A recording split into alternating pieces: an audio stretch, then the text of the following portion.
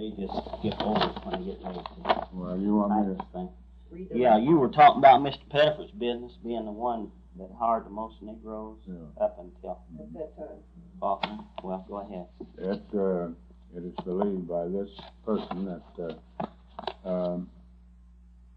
Mr. Pettiford employed more people in his rug cleaning and furniture repair shop of any Negro in the city of Muncie prior to the building of Mr. Faulkner's nursing home, which now, at this point, to my recollection, employs more Negroes than any Negro has ever employed in Muncie.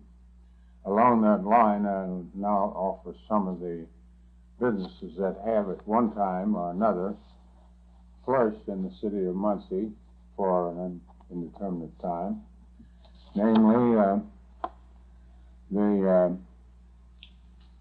Johnson Undertaking Parlor on Broadway,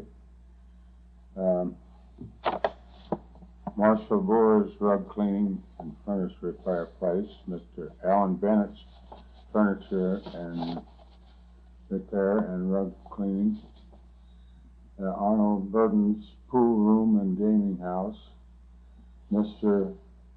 Daniel Kelly's Senior's Restaurant on First and Walnut, Mr. Roman Smith's Barber Shop on South Walnut, Mr. Fred Bass's Gaming and Pool Room on South Walnut, Rosie's Restaurant owned by Rose and Ed Holcomb on South Walnut, Haig Munce's Chili Parlor on South Walnut, 600 block, George and Harry Evans Restaurant on High and Main, Carrie Brown's Hotel on Mulberry and 2nd, Ray Armstrong's Shoe Shop and Shining Parlor on South Walnut, the Robbins Barber Shop, which started on North Elm Street in the 100 block and later enlarged and moved to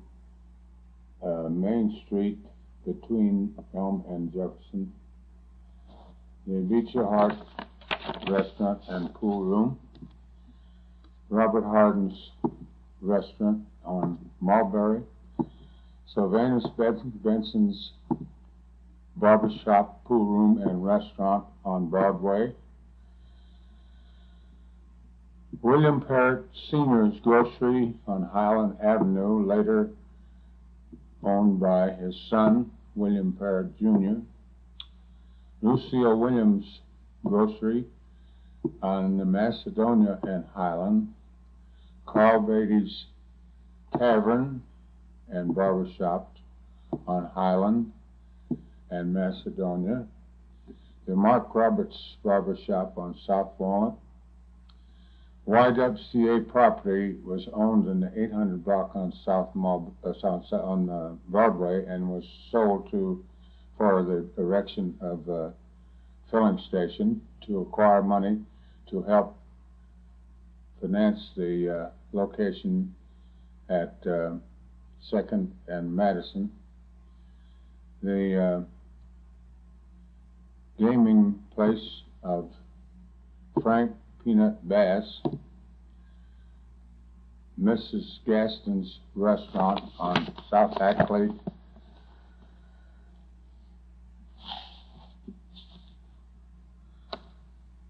Mrs. Helen Washington's Restaurant on Highland, Ray Armstrong's Sandwich Shop on Highland and Blaine, Mrs. Sims' Place on Beacon, one of the finest restaurants we ever had here was Fred Parnell's on South Vine Street. The first and only Negro to have a business in a hotel up to the past few years was the Fawcett beauty parlor owned by Dr. Fawcett, who was a chiropodist, with his offices in the now present, they call it the Van Orman Hotel. There were several saloons. Mr. Sawyer's shoe shining place on South Walnut. Mr. Isaac Wingfield had a horseshoe shop on Gilbert Street in the 100 block east. He was a blacksmith. The famous Terry's Chicken Shack on East 6th, and also the chicken shack owned by the Maggie and Arthur Logan on 7th and Blaine. Sam Morgan's shoe shop on Kirby Avenue. The Robinson Barber Shop on Kirby. Bob Marshall, in later years, had a valet shop in the old Kirby Hotel. Fraser Buffet had a filling station at the corner of Willard and Hackley. Long's filling station on Broadway, which is still there now at the present time. The Grider Liquor Store on East Willard. Smith Thompson, who employs several, who is an electrical contractor. Those are the names of some of the. There are a lot more that have been here through the years. Those are the ones that just come to clearly to my mind at this particular time. Well, that's good. That helps tremendously, and get them all together. We'll get a lot of them. I know we won't get them all, but we'll do as much as we can, and then they can be added to, later. And if we can run across some old newspapers, I think Miss Woolridge had one that had some old. Many of them. The names escape me, but one of the families that was here at that time, and some have said that it probably was the first family, was the Cotman family. Cotman family? Yes. Well, we'll try to run that down. They had several children at this time. There are two of the sisters from that Cotman family that live here. Who are they? Mrs. Charles Taylor and Mrs. Jessie Finley. Yes, Finley. Good. I've talked to Miss Taylor, but I didn't know that. When I talked to her, I didn't know that she was a member of that early family. I planned to talk to Miss Finley, so maybe I can run that down and all. The other day when I talked to you, Mr. Burr, you stated you were active in NAACP or have some records or something. Can you reminisce any about, some of the early problems or things that evolved around in groups like that? Yes, we had the first, as I recall, the first organization that was that operated in any type of capacity was for the betterment of employment and civic participation in the affairs of the city. That was the Muncie Civil Rights Group. We had a pretty good organization, but as most of them were at that time, not too many of us were interested or seemed to have the time. Mm-hmm. Do you recall about, long about the time that was, what year long, just in general? Well, that was I would say it was in the late 20s and early 30s. Mm-hmm. Well, do you happen to recall, about the time that the NAACP was first organized around here? Well, as I recall, it was, I would say it was about in the 20s. Mm-hmm. As I recall, Dr. McMorris was the first president. I'm not sure about Dr. that. who? Dr. McMorris. McMorris. Yeah, he now lives in Cleveland. Uh-huh. Good. Well, that'll help us kind of maybe zero in on that. Also, when I talked to you the other day, you talked about a civic organization long in the 40s that organized and had some meetings. I wonder if you could do some reminiscing on that for us and give us some ideas of what transpired. Yes, this was the famous human rights organization that gained quite a bit of distinction in this locality.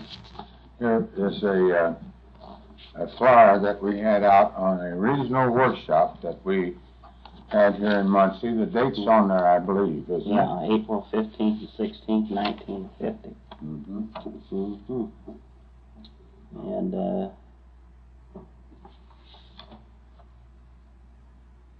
yeah. As you see there, we had groups from cities like Fort Wayne, Indianapolis, Newcastle, Richmond, Anderson. Yeah, I see that. For instance, Mr. William Oliver, Executive Director of Fair Employment Practice, UAWCIO. Our organization was interdenominational, interracial. I think you said that group directly led to the hiring of the first Negro teacher in the Muncie schools. That's right. That's right. And how did that come about? Well, you may believe it or not, but the man that was almost single-handedly did it asked that his name be kept secret, and I have never divulged that name to this day, because he never relinquished me from my pledge to keep his name secret. But he was very official, and through his connections was able to get to the top where we couldn't arrive. They were always too busy to see us. Well, that's good. And in other words, just through the discussion in this workshop, this came out that there were no Negro teachers in the Muncie schools, and that there should be or something, and then this evolved. Is that the way, or was this a recommendation of the workshop that? Well, the situation was this. It was our contention that while lots of people were clamoring for housing, and we were clamoring for employment. The Human Relations Workshop concentrated upon employment. So, such being the case, we wanted to get people who were qualified for the positions that we might be able to open up. And that's one of the reasons why we fought so hard to get someone in the school system, because we knew that we had a competent person to offer the job to in the event that it was that the powers that be would allow it. Well, that's good. That's very interesting. Let me see. You worked at the post office for a long time. Do you recall anything about Negroes at the post office? Who the first ones were, and have you ever heard them talk about? Yes, I believe that Mr. Lazarus Fletcher was the first one that worked there at the post office, and then there was he was a carrier, and Reverend McWilliams was a rural carrier that drove a horse and buggy, horse and wagon, as it were. Do they keep employment records there at the post office? I'm sure they must have. I'm sure they must. I don't know how far back they go, but they have records of carriers back quite a ways, I'm sure. That's good. I kind of jumped back. I didn't intend to jump back and confuse you. But no, that's all right. I'll try to answer as you come along. Well, That's all right. Let me see. In the early years, were there any outstanding, Negro families or personalities, in the community that the Negro community kind of looked to for leadership or anything that you recall?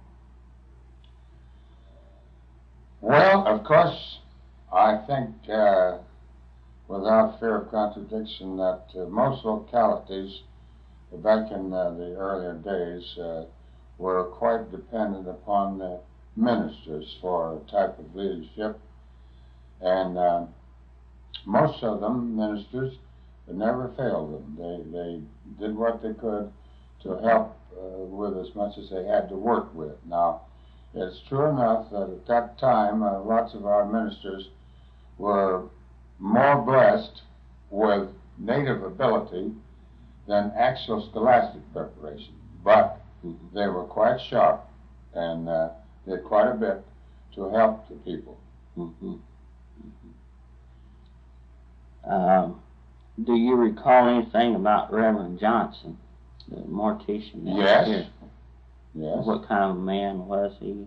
Reverend Johnson was an exemplary citizen. He was a man who was a friend to everyone and was ready, willing, and able to do anything that he could do to help in most any situation that he might be called upon to act in.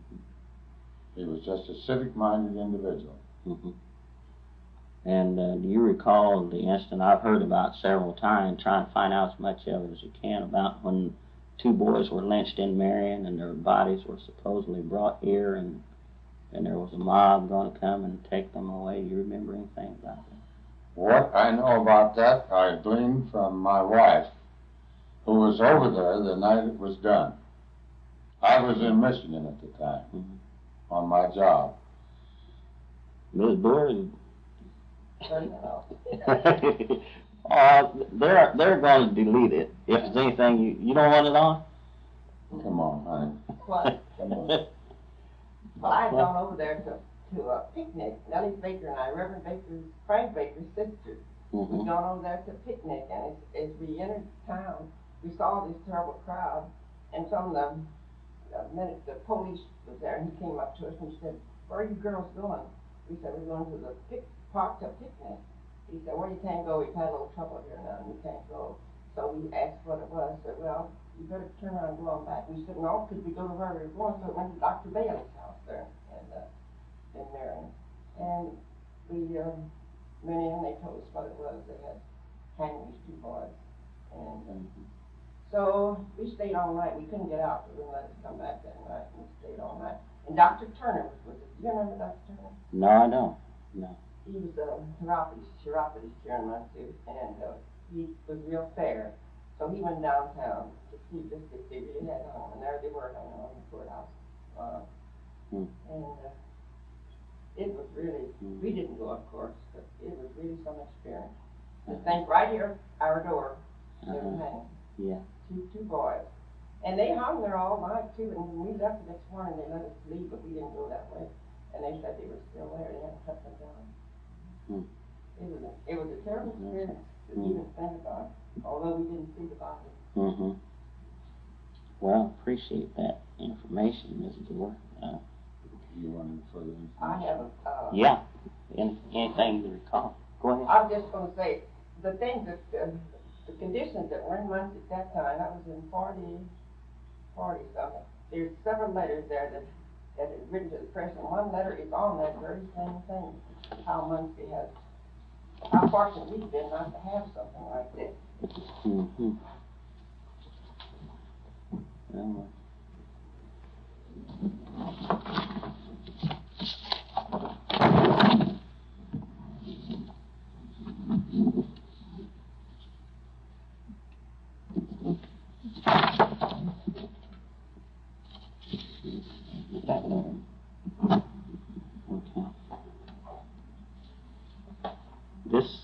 This is a letter that was written in the early 40s. Is that when it was? I'll have to read it, man. I'm trying to think it. And they can tell it off.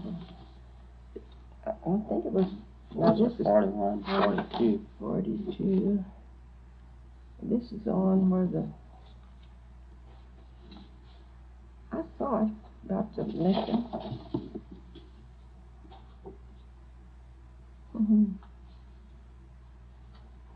Didn't I just show you about the lynching? What is it?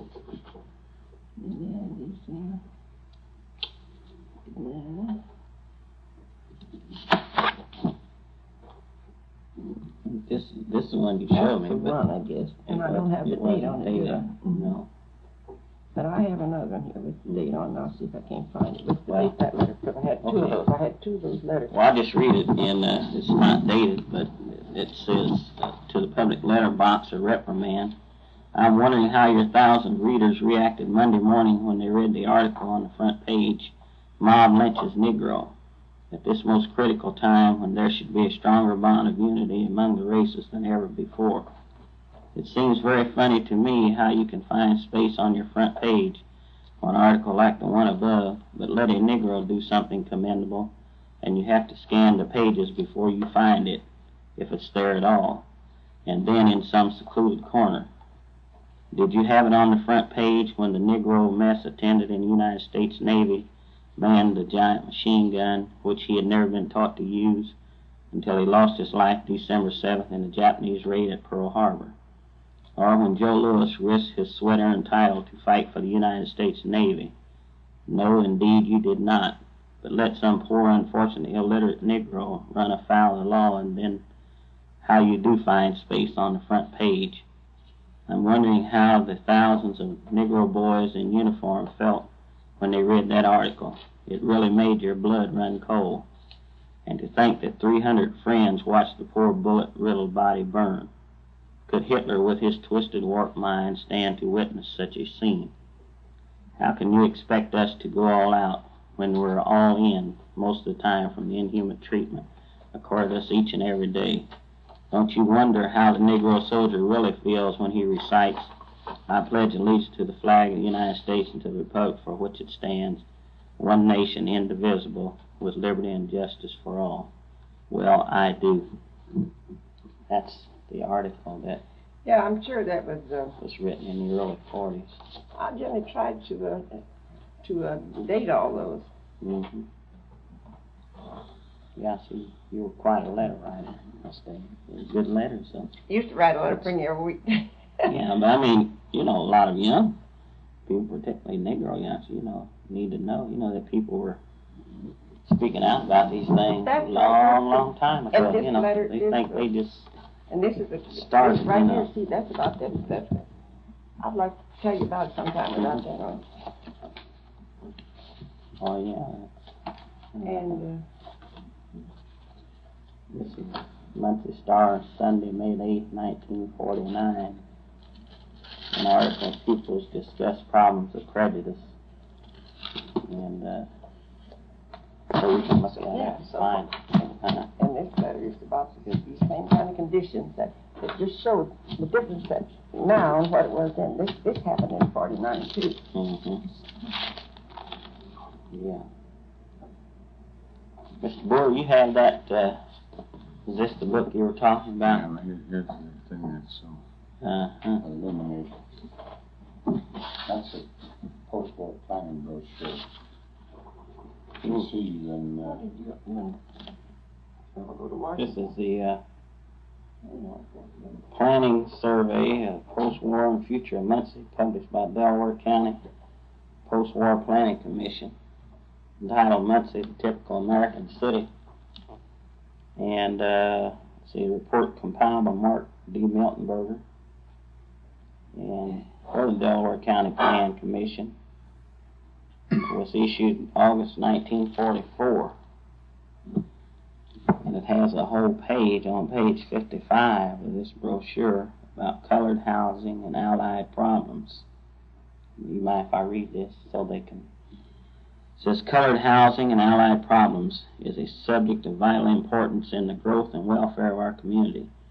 It is entirely within the realm of possibility of a planning program over a period of years for the improvement of the colored housing situation and a pattern plan to make available in the near future parks, playgrounds, churches, and new homes in a district where there is opportunity for expansion.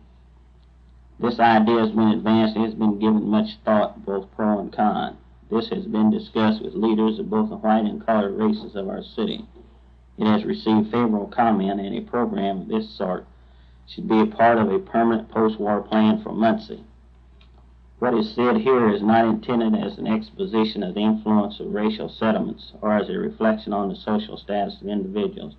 This is a plan for the betterment of conditions as they affect the colored people and the values of real estate. One of the first things we must do for the colored race is to make their living conditions attractive and healthful. The plans for sewer mains and improved streets are a portion of the definite ideas of our post-war committee. The Federal Housing Administration will accept applications for and will insure loans made by members of the colored race. This is one of the most advantageous financing plans available and should enable many people who can qualify to obtain modern homes. This financing plan perhaps is the first and most important step in the undertaking. For example, a deal for the construction of 5 new homes in the northeast corner of Whiteley could be consummated. If these homes are attractive, this should give the owners of surrounding real estate an incentive to modernize and repair their properties, thus creating additional desirable housing for the colored people. This condition, over a period of time, naturally will spread over this entire section of our city. Most people realize Whiteley has the only natural rolling ground in our entire city that is used for residential purposes, thus making attractive building sites. Attention is called to the possibility of including Austin Heights in such a program. This addition is made up of some 220 lots. All of them are 50 feet in width and are from 138 to 185 feet deep, and 19 modern improved homes. The streets are wide and fairly well improved. Nice shade trees line the cement sidewalks. Most anyone can visualize a development of modern homes for comfortable living in this section. There is as well the possibility of expansion on 3 sides. Certainly the possibility of having garden spots and spacious lawns is the backbone of American living and should be one of the greatest features of stabilization among colored people. Highland Avenue can be visualized as a shopping center. It should contain a theater. New and commodious churches should be a part of the plan in the future. We should plan for both a YMCA and YWCA and an American Legion home in that locality. Suitable playgrounds and a park should be provided someplace near the center of this proposed community. Fire and police protection and perhaps a governing body directly responsible to the local city authorities can be developed. Crime in a district such as this should be at a minimum. How can this be accomplished? Well, the colored people like this sort of arrangement, and how can it be financed? It can be offered only as a plan and made attractive to the people so they will want to move into the section after they have been shown all the advantages of one community. In unity there is strength. From the financial angle, all owners of real estate in this community will profit from the improvement made to surrounding properties, and those owning property in other sections of the city will be benefited by the strengthened value caused by the transition. This will make more homes available for an increased white population. To reach the ultimate goal of this planned pattern, a holding company should be formed to finance the outright purchase of Austin Heights and the homes already there. In turn, the lots and the homes can be sold and the money returned to the investor in this company. Eventually, a yield of profits from this organization, plus contributions, could be used for the placement and construction of churches, the YMCA and the YWCA. Investors naturally will be drawn to the business section of this thriving community, and before long, new store buildings and a theater likely will be the result of such a highly developed section. Volumes might be written and facts given about the advantages to the colored race of a project of this sort, and the effects of it upon the moral character of its people, the housing conditions, and the financial strengthening of values of all surrounding real estate. This plan and pattern is presented as a workable instrument, one of great importance to the colored race. This plan should be pursued for the good of Muncie, so that all of us may have a happy and healthy place in which to live and call our home. That completes the article. That's really something. That's really something.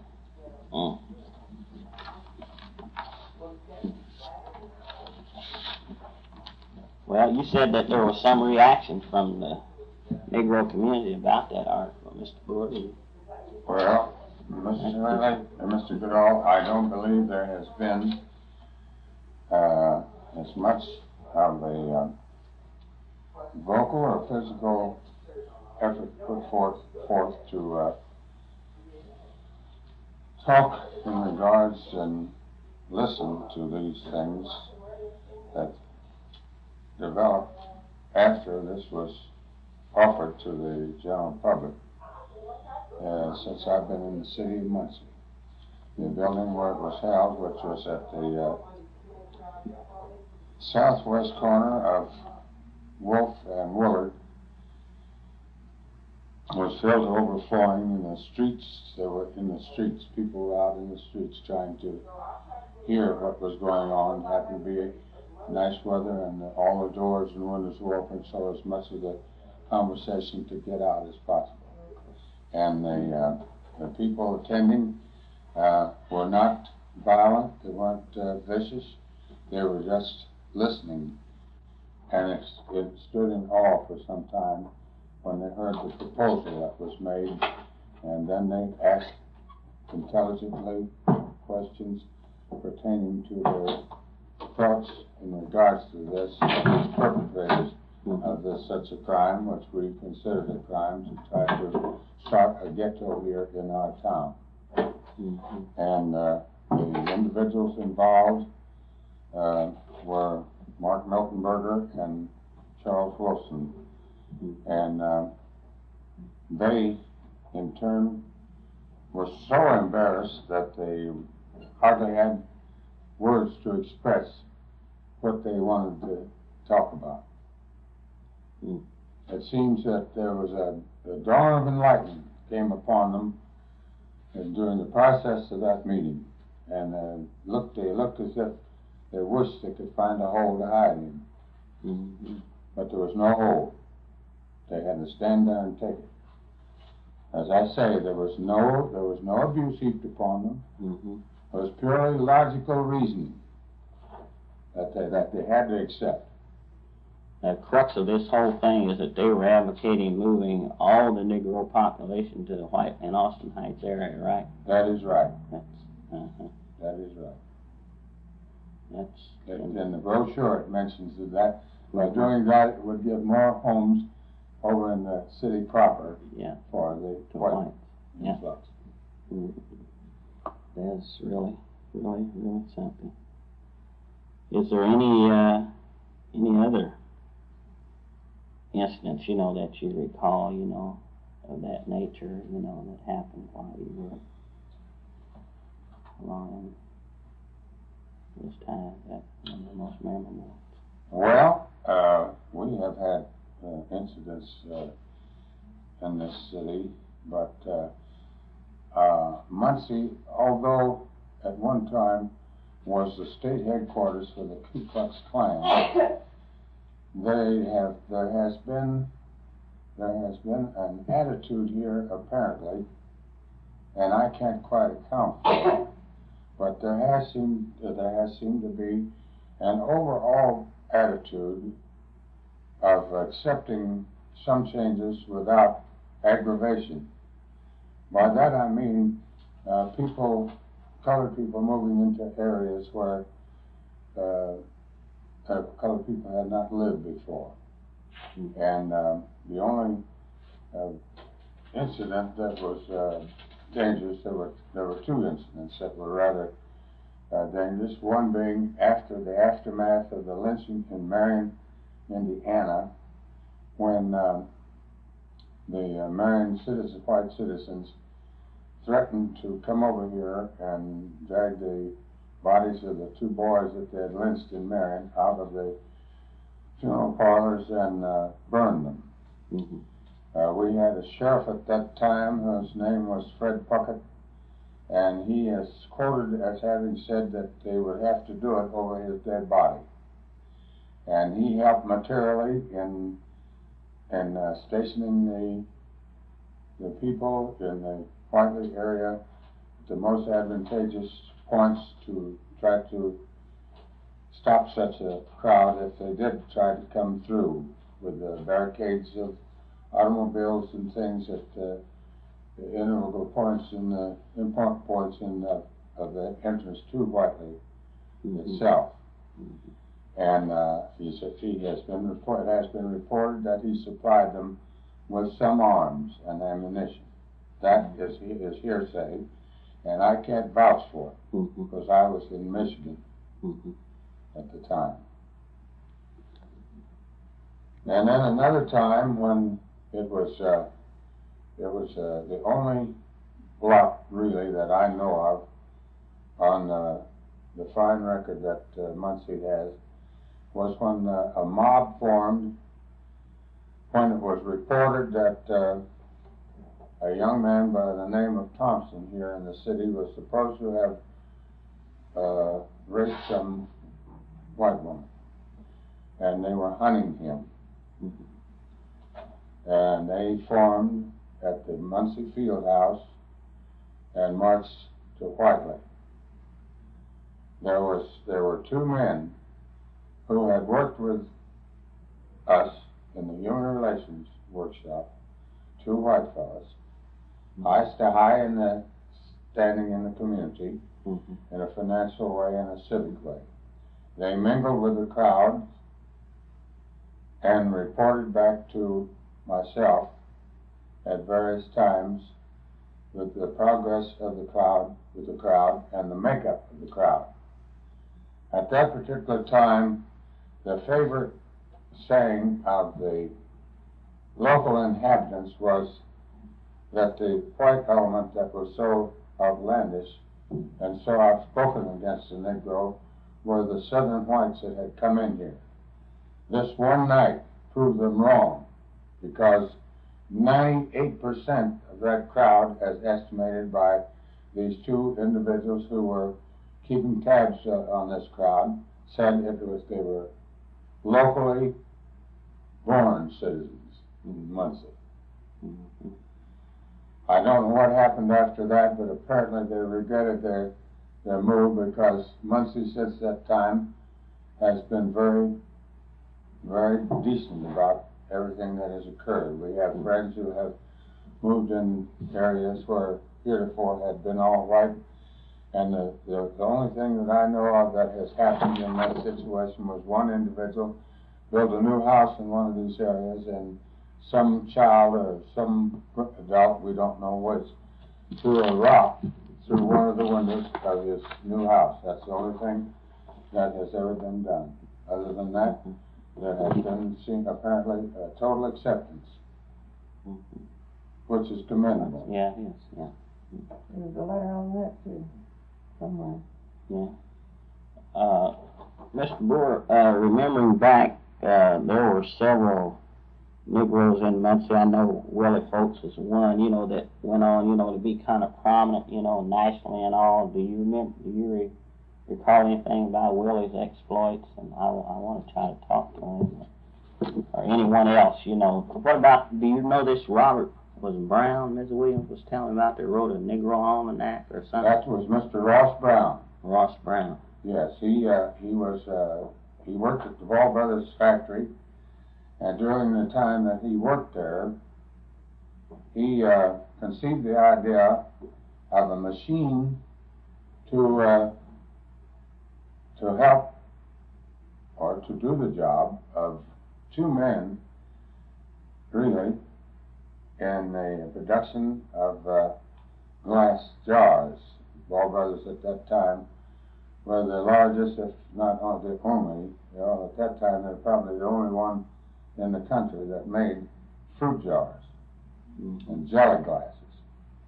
And he conceived an idea and developed it to the extent where it was usable, an automatic setting over boy, they called them, that would grasp the red hot jar as it came out of the mold and set it on a layer, and the layer in turn on a conveyor, and the conveyor in turn would take it to the layers to be tempered prior to being boxed for shipment.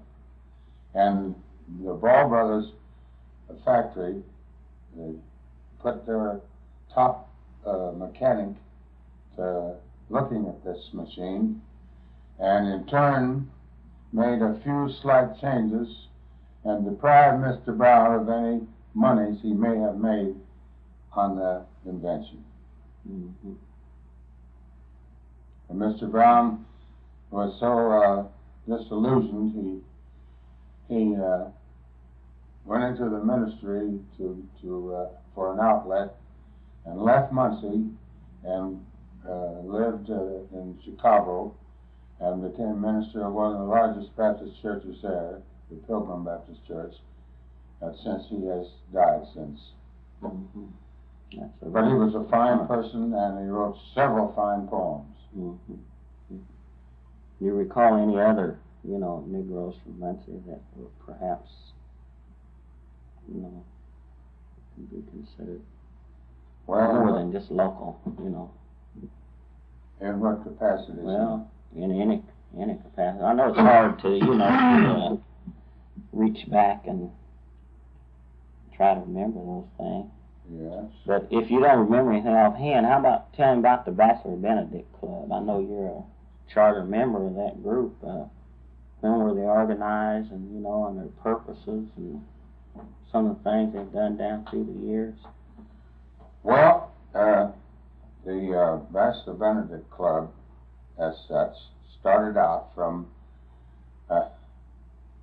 60 young fellows who got together and decided that one of the things that caused them to make the decision was that the public dances got to the point where they were so rough that the mothers would not allow their daughters to be taken to these affairs. And the men involved didn't want to go either. So we thought we'd have a private dance. So there were about 60 of us got together, and I think, as I recall, we put in $2 apiece, which made a total of $120, with which we were able to acquire a hall, the music, and our programs, which were used at that time, and had our fair. That was in 1919. 1919. We had money left over, you might believe it or not, and we called another meeting to dispose of the money.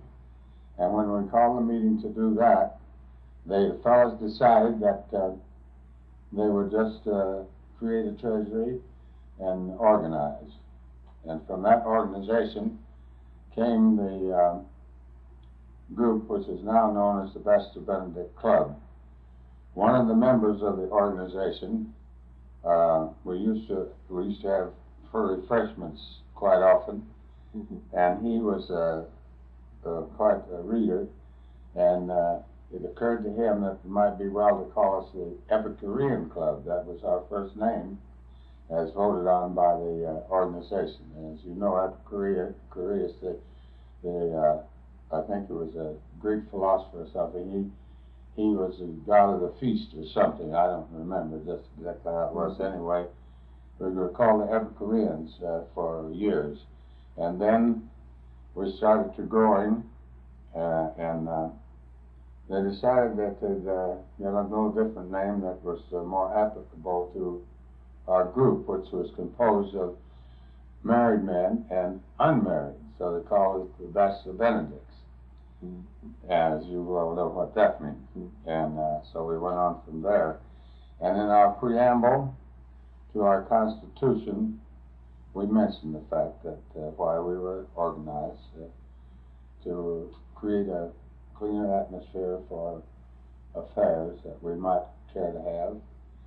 We have a very broad preamble that gives us all the leeway to do things like we have done through the years of helping boys and girls in school, helping organizations. We, at one time, the whole bunch of the Bachelor Benedict Club went down to the old, the first YWCA the Negroes had in Muncie, which was down on Seymour Street between Ebright and Hackley. And we helped to dig ditches there for plumbing purposes. No charge whatsoever to the organization. We gave freely and we're happy to do it. Mm-hmm. Through the years, we worked very closely with the YWCA and the YMCA, which came to being, and as I recall, it was about 1921 when the branch was, the branch YMCA was organized. Mm-hmm. The YWCA started first. Mm-hmm. And we have given affairs, and we have done things that organizations now are doing, and they think it's being done the first time, but we have done those things. We've had highlights. One of the things being that we had a tremendous affair at dinner dance. It was at the Green Hills Country Club. That was one of the outstanding affairs that we had. And we've had several affairs, and we've had speakers come. Our preamble was such that we could do most anything that we wanted to do and still be within keeping of the organization's laws and rules. Mm-hmm. Well, that's very interesting and pretty complete background on that, Mr. Booher. Let me see if there are any other, any news media, Negro newspapers or anything. Do you remember anything like that ever existed around here? Reverend Adams had a paper that he put out for some time. I think it seems to me it was called the Chatterbox. I think it was. I don't remember exactly. It's been a long time. He would have little things in there. Sometimes it was a little gossip, and sometimes it was a little worse than gossip about things that were occurring. There was just things that would insinuate that this thing was going on and that. It got to be a pretty popular paper book because people would try to find out what he was going to say next, you know. Little things like, guess who was seen doing this or that. They're just sort of little things, you know. It wasn't malicious, it was just little. Mm-hmm. And I think there may have been other papers, but to my knowledge, that was about the only one that they sold regularly here over a period of time. It was just a little sheet of paper, folded, you know. Mm-hmm. Well, good. I think we've about covered everything that I can think of, unless you can suggest anyone else, you know, I may talk to. You've already suggested Ms. Finley and Ms. Taylor, you know, that might have some recollection of some things that happened. And we have had a lot of small Negro businesses here in this city, in all various parts of the city, and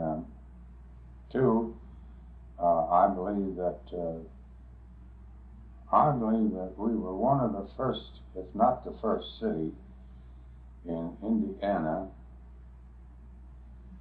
to really employ Negro teachers in unsegregated schools. Now, Indianapolis and other places around the state had segregation in the schools. Muncie never did. There's one thing that our club fought, along with the other citizens in the city.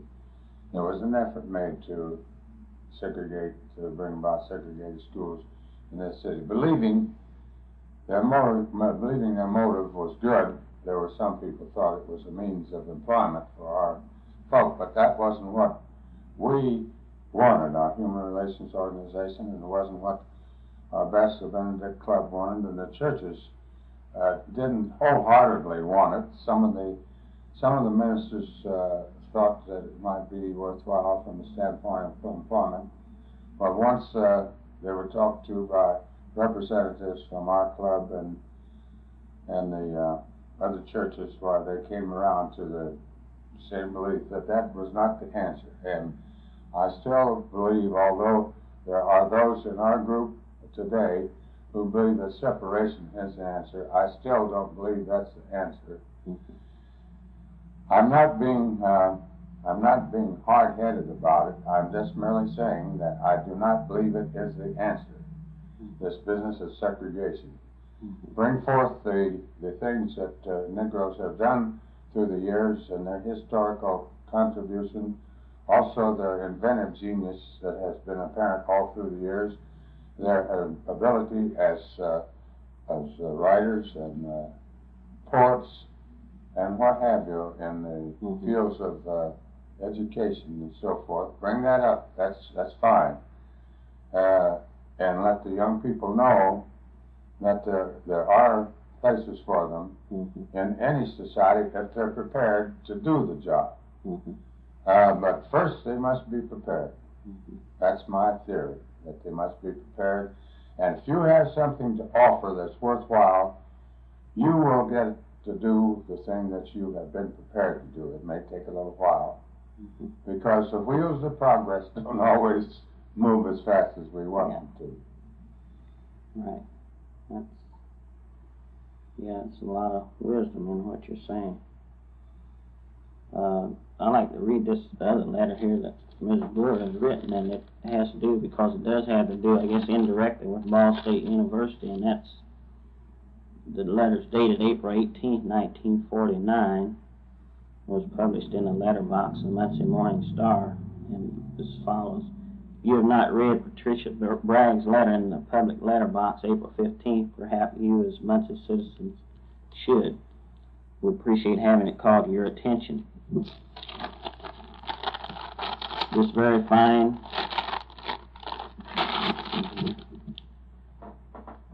Central High School girl who went to lunch with her French class was told by her waitress at the varsity restaurant that colored were not served there. The class was to have had a lesson in table manners given by a French student while they were having their lunch. What would you have done had you been the French teacher? Given Patricia the key to your apartment and have her go there and wait alone while the rest of you had lunch as the teacher did? Or would you have taken your whole class to your apartment and had your lesson there on table manners? This teacher would then have been giving a concrete lesson in true democracy. I'm sure that as a member of the French class, Patricia expected more loyalty from her classmates. What do you think? Muncie is certainly trailing far behind in human relations when a teacher, a motor of lives, would not take a stand for all of her pupils regardless of race. Can you imagine humiliation in leaving your class and having to walk out of the restaurant all alone with all the eyes on your back, some feeling sorry for you and others not caring one way or the other? It must have been a long walk for Patricia to the door, a walk most of you will never have to take, I hope. For her then to go to the teacher's apartment and wait all alone for her class to have lunch, and then join her while she drank a glass of milk. I wonder how she was able to drink, for surely her cup runneth over.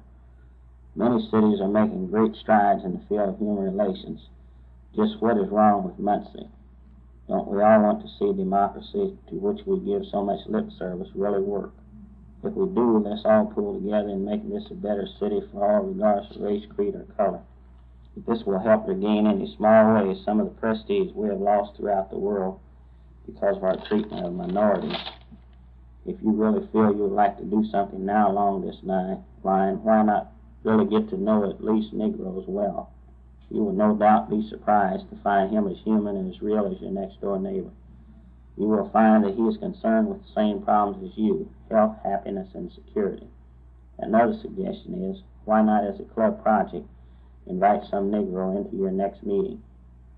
Why not actually notice the Negro who passed you on the street or sits next to you in the movies or on the bus?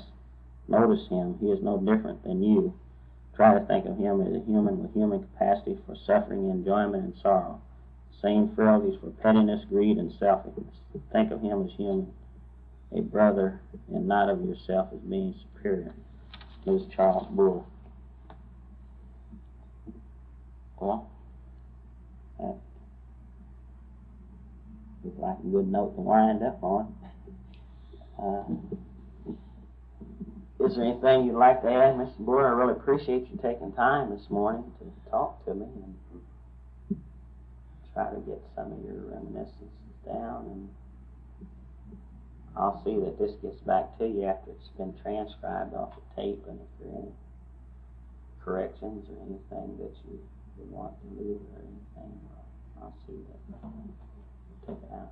Well, Mr. Goodall, I thoroughly appreciate making any contribution that they may be worthy of, and also that I believe that this is one of the things that could be done and should be done in our city to further the cause of the proper human relations in all American cities. There's a situation where there can be face-to-face confrontation to air these things, not just one side work against the other side. That's no good. We're here about 25 million strong out of a total population of possibly 205 million. That's a pretty good size minority group, which I think should be given more consideration there than they are given. And I think that we should, in turn, endeavor to make as many contributions as we are capable of from a financial and an educational and a moral background. We have come a long ways, and it's for sure that we haven't done it all alone. I would never want anyone to think that I did not take into consideration the great contributions that have been made by fair-minded people of all nationalities toward the progress of all minorities. But more could be done and should be done. Mm-hmm. I wonder if it were the other way around, if they would have been as patient as we have been in our quest for equal opportunities. Mm-hmm. There has been no dispensation given us in regards to our taxes or duties as a citizen. We're supposed to come up with everything just like the other group, but then we're denied so many things, even from the President of the United States on down to your lowest politician in your city and state, who never think in terms of what they possibly might do to help this overall situation. The Negro has an awful lot to offer. The white man doesn't realize what he is losing in the way of culture and ability by trying to suppress the Negro and, as it were, keep him in his place. And by the same token, he doesn't realize what it is doing to him, because it is a certainty that he cannot keep his foot on my neck in the gutter without him being down there with me. That's true. Yeah. And thank you, Mr. Goodall. Well, I appreciate it. Thanks again. And I've got a wonderful interview. And I've got a little more tape left, so maybe I'll read off some of these articles and get them on there since I'm here. This is on the Human Relations workshop that was held. I'm trying to find one on that, what they put, shows how they used to put stuff in the paper and they didn't. They put in the paper about that rape, and there was one about it, about putting stuff in the paper before they get to the bottom of it. Mm-hmm. This article has a picture with it, and I'm just putting this on there so we can. Yeah, that was the workshop. I thought you turned. Presume. Oh, that's all right. Go ahead. This is April 15th and 16th, and some of the people there were Mrs. Marion Pritzker, Charles Booher, and Mrs. Booher, and Leland Stiff, and Police Captain Al Gussie. It says the second annual Human Relations Workshop will be conducted in Muncie today and tomorrow to discuss methods of eliminating hate and distrust from relations between men. Announcing the workshop, Charles Booher, chairman of the local organization, said, "If hate and distrust are to disappear from relations among countries and mankind to be saved from atomic self-destruction, then we people in Indiana must learn very quickly to stop hating and distrusting our neighbors because of their creed, color, national origin, or economic station. As a step in this direction, the Human Relations Workshop, in cooperation with the Congress of Industrial Organizations, the National Association for the Advancement of Colored People, the Young Women's Christian Association, the Muncie Jewish Community Relations Council, and many other groups have Planned a regional human relations workshop. Session will be held this morning at the YWCA and in the afternoon at the First Presbyterian Church. The morning discussion will include a panel on how parents and teachers can develop health and human relationships. A luncheon meeting will be addressed by William H. Oliver, co-director of UAW Fair Practice and Anti-Discrimination Department. In the afternoon, Fred Moore Henshaw will be moderator of a panel on civil rights, religion, labor, radio, and the press at 2:30 o'clock. Members will be Ms. Helen Stokes, Executive Director of YWCA in Anderson, Clement Netka, a member of the State Anti-Discrimination Board of the CRO from Elkhart, Reverend Aaron Gilmartin of Fort Wayne, Rabbi Adolph Phelps Bourne of Muncie, Mrs. Howard Baumgartel, Indianapolis church worker. The program will continue tomorrow at the Bethel Church and the High Street Methodist Church. And it has a complete schedule with it. Very interesting. A lot of information. Thanks again. Well, that's all right.